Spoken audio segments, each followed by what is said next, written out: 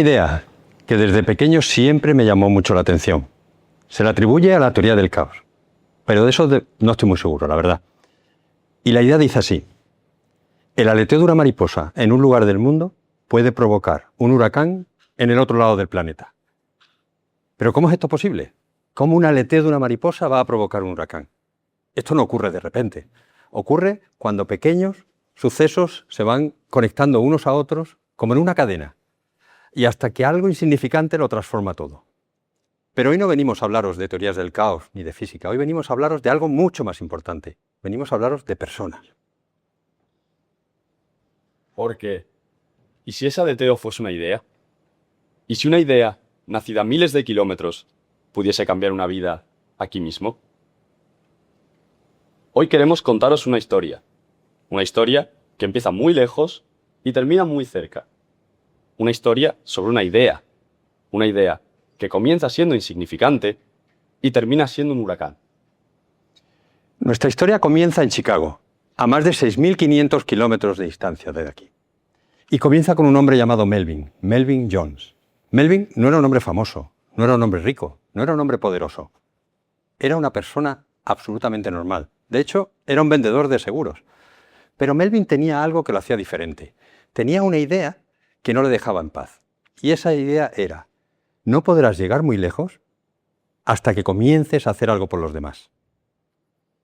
No podrás llegar muy lejos hasta que comiences a hacer algo por los demás. Esta idea le rondaba en la cabeza, pero Melvin, lejos de ignorar su inquietud, como solemos hacer todos, decidió actuar. Esto es realmente importante, ya que es algo que nos pasa a todos. ¿A cuántos de nosotros, y me incluyo, nos ha pasado alguna vez que hemos tenido una idea brillante en la que confiábamos mucho, pero no lo suficiente, y al final la acabamos dejando pasar? Y es que aquí está la diferencia clave entre las ideas que florecen y aquellas que se quedan por el camino: el deseo de actuar. En 1917, en Chicago, Melvin Jones reunió a un grupo de amigos, todas personas normales como él. Ninguno era famoso, ni rico, ni tampoco poderoso. Pero juntos crearon algo extraordinario: el Club Internacional de Leones. Un grupo de amigos dedicado a servir a los demás. Todo empezó por la inquietud de un hombre normal y corriente por hacer algo grande en el mundo. Este fue el primer aleteo de nuestra historia.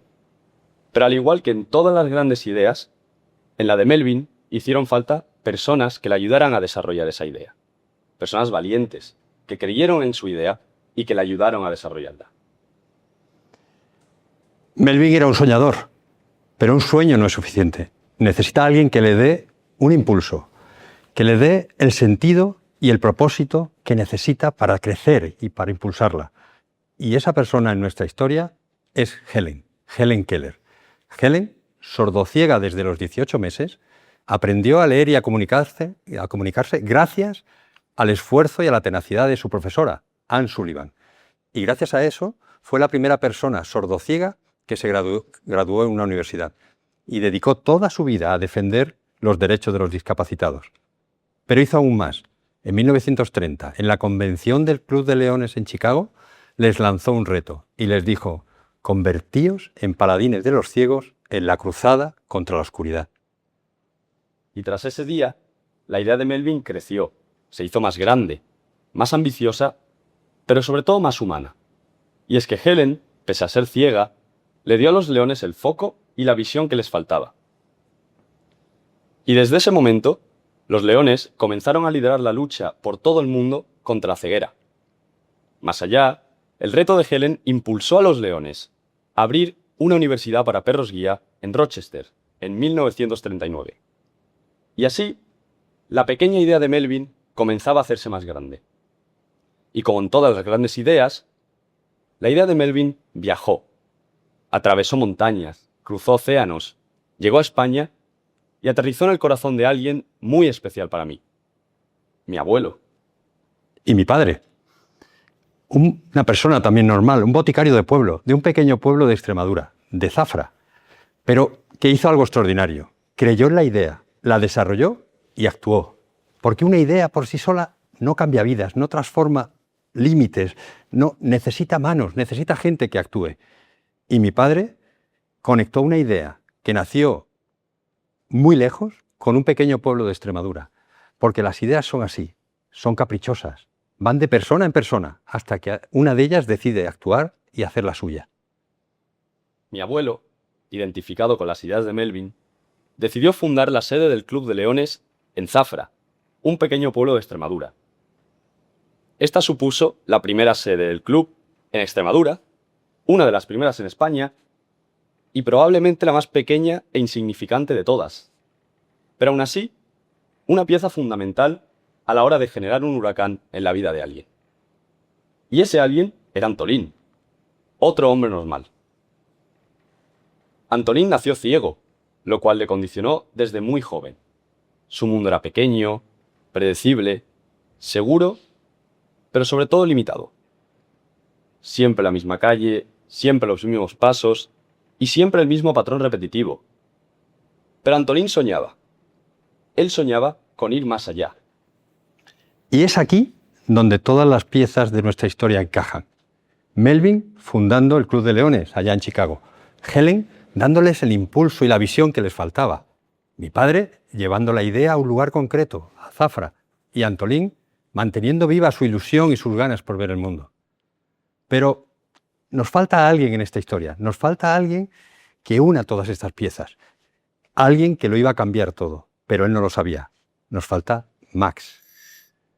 Un perro labrador, elegido por su inteligencia y temperamento y entrenado durante años en la Universidad para Perros Guía de Rochester, la misma que fundó el Club de Leones. Entrenado desde que nació con una sola misión en mente: ayudar y servir a aquellos que lo necesitaran. A personas como Antolín. Y es que Max no iba a ser un perro guía cualquiera.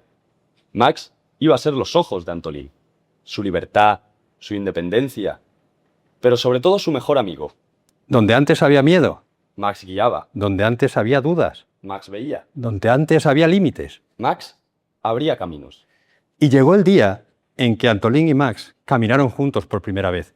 Y fue en Rochester, en aquella universidad que había creado el Club de Leones, y donde Antolín había ido gracias al impulso y al impulso del Club de Leones de Zafra. Y ese primer día, Antolín no tenía miedo, no dudaba. Caminaba sin agarrarse a nadie, caminaba solo por primera vez. Bueno, solo no, caminaba con Max. Y así, el pequeño aleteo de una mariposa en Chicago terminó provocando un huracán en la vida de un hombre normal en la otra punta del mundo. Y la pregunta es, ¿y vosotros? ¿Qué aleteo vais a provocar? Porque quizá lo más importante de esta historia es que no vale solo con soñar. Necesitamos personas que ayuden a elevar las ideas y convertirlas en huracán. Personas valientes. Y como diría Helen, necesitamos paladines contra la oscuridad de nuestro tiempo. ¿Y tú, hijo mío, qué aleteo vas a provocar? Porque nunca sabrás a quién puedes cambiarle la vida con un simple aleteo.